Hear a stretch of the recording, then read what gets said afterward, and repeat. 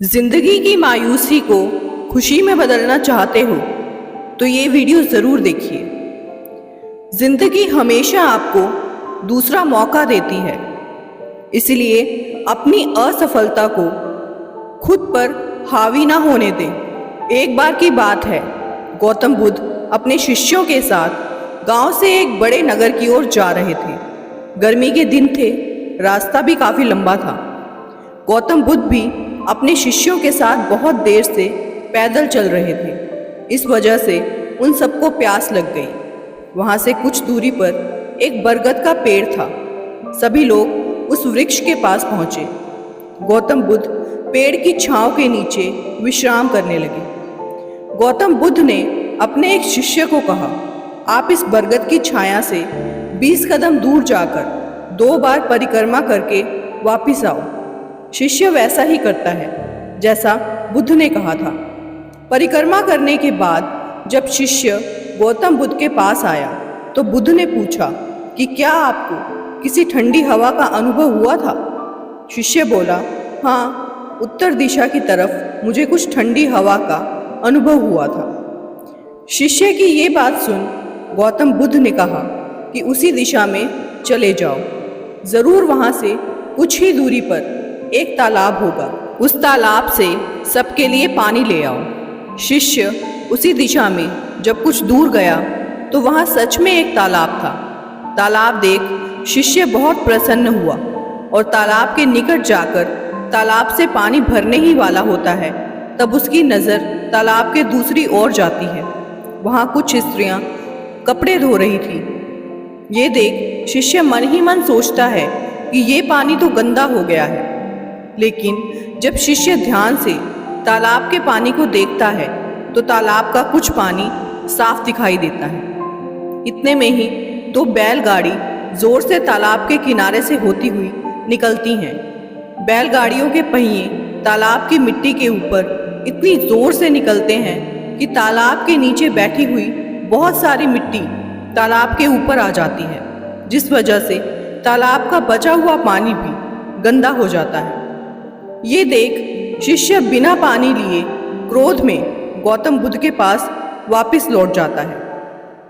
वह बड़े ही निराशा भाव से गौतम बुद्ध को सब बातें बताता है। शिष्य की बातें सुन उनमें से एक शिष्य बोलता है कि हमें तुरंत यहाँ से निकलना चाहिए, किसी दूसरी जगह पानी की खोज करनी चाहिए, नहीं तो प्यास के मारे हमारी जान निकल जाएगी।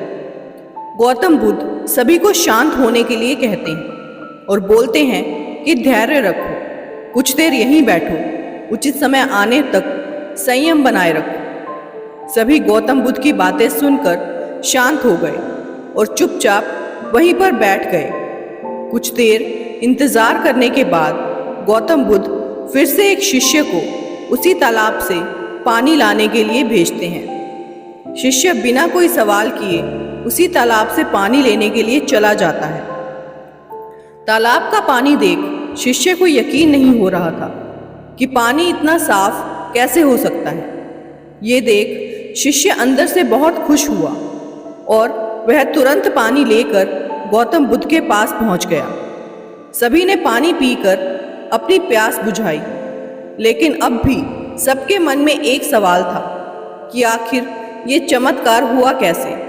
तालाब का पूरा पानी तो अभी तक गंदा था, अचानक से पूरा पानी इतना साफ कैसे हो गया? जरूर कोई बुद्ध की शक्ति है। इतने में एक शिष्य ने ये सवाल गौतम बुद्ध से पूछ ही लिया कि ये चमत्कार आपने कैसे किया? शिष्य को जवाब देते हुए गौतम बुद्ध कहते हैं कि ये कोई चमत्कार नहीं है, ये आपके सब्र का फल है। आपने सब्र रखते हुए उचित समय का इंतजार किया। जितनी देर हम सब लोगों ने सब्र किया, उतनी देर में तालाब के पानी के ऊपर तैर रहे सभी गंदे तत्व और मिट्टी तालाब के पानी के नीचे बैठ रहे थे। कुछ देर बाद जब शिष्य तालाब के पास पहुंचा, तब तक सब दूषित कण पानी में नीचे बैठ गए थे और पानी एकदम साफ हो गया था। यदि उस समय आप लोगों ने सब्र ना किया होता तो शायद इतनी तेज गर्मी में पानी की खोज में प्यासे रहकर अब तक मृत्यु को प्राप्त हो गए होते, क्योंकि यहाँ से अगला कोई तालाब है या नहीं, और होगा भी तो क्या उसका पानी साफ होगा या नहीं। इन सब कारणों से आप कभी प्यास ना बुझा पाते और प्यास से मर जाते। किसी से रंजिश रखने के लिए ये जीवन बहुत छोटा है, इसीलिए बिना पछतावे, क्रोध और चिंता के अपना जीवन जिएं। दूसरों में अच्छाई देखना शुरू करें, तब आपको एहसास होगा कि दुनिया कितनी खूबसूरत है। मैं उन सभी का शुक्रगुजार हूँ जिन्होंने मुझे ना कहा। उन्हीं की वजह से मैं खुद ये कर रहा हूँ। रात दिन जो एक समझता है वही आगे चलकर इतिहास रचता है। एक दौलतमंद इंसान अपने बेटे को वसीयत देते हुए कहता है, बेटा, मेरे मरने के बाद मेरे पैरों में ये फटे हुए मोजे यानी जुराब पहना देना। बेटा, मेरी इच्छा ज़रूर पूरी करना। पिता के मरते ही नहलाने के बाद बेटे ने पंडित जी से पिता की आखिरी इच्छा बताई। पंडित जी ने कहा, हमारे धर्म में मृत्यु के बाद कुछ भी पहनाने की इजाज़त नहीं है, पर बेटे की जिद थी कि वह पिता की आखिरी इच्छा ज़रूर पूरी करे। बहस इतनी बढ़ गई कि कस्बे के सारे पंडितों को जमा करना पड़ा, लेकिन समस्या का कोई हल नहीं निकला। उसी मोहल्ले का एक आदमी आया और आकर बेटे के हाथ में पिता का लिखा हुआ खत दिया, जिसमें पिता की नसीहत लिखी थी। मेरे बेटे, देख रहे हो, दौलत, बंगला, गाड़ी, बड़ी बड़ी फैक्ट्री और फार्म हाउस के बाद भी मैं फटा हुआ मोजा भी अपने साथ नहीं ले जा सकता। एक दिन तुम्हें भी मृत्यु आएगी, इसीलिए होशियार हो जाओ। तुम्हें भी सफ़ेद कपड़े में जाना पड़ेगा। कोशिश करना, पैसों के लिए किसी को दुख मत देना, गलत तरीके से पैसे ना कमाना, धन को धर्म कार्य में ही लगाना। सबको ये पता होना चाहिए कि शरीर छूटने के बाद सिर्फ कर्म ही साथ जाएंगे, लेकिन आदमी तब तक धन के पीछे भागता है जब तक उसका निधन नहीं हो जाता। बेटा, कुछ बातों को हमेशा याद रखना। जो आपसे दिल से बात करता है उसे कभी दिमाग से जवाब मत देना। एक साल में 50 मित्र बनाना आम बात है, लेकिन एक मित्र से 50 साल तक मित्रता निभाना खास बात है। एक मिनट में जिंदगी नहीं बदलती, पर एक मिनट सोचकर लिए हुए फैसले से पूरी जिंदगी बदल सकती है। जीवन में दौलत और भौतिक वस्तुएं हमारे साथ नहीं जाती। मृत्यु के बाद हमारे कर्म ही हमारे साथ होते हैं। इसीलिए कहा गया है कि हमें सही राह पर चलना चाहिए, धन को अच्छे कार्यों में लगाना चाहिए और जीवन में अच्छे रिश्ते और मित्रों को महत्व देना चाहिए। हिम्मत ना हारना है, ना पीछे मुड़ना है।